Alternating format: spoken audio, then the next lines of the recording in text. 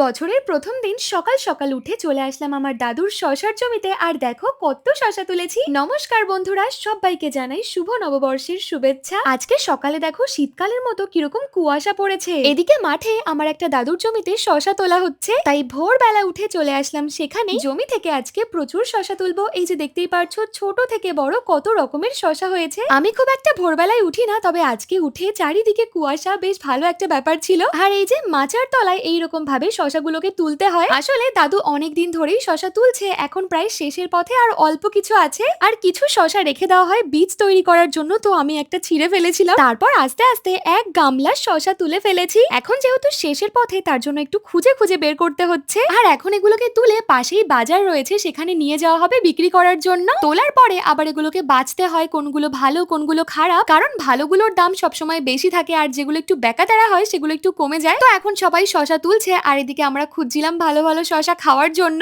সকাল সকাল জমি থেকে এরকম ফ্রেশ শশা তুলে আমরা এখন খাচ্ছি। তো আজ এই পর্যন্তই, দেখা হচ্ছে পরবর্তী ভিডিওতে। টাটা।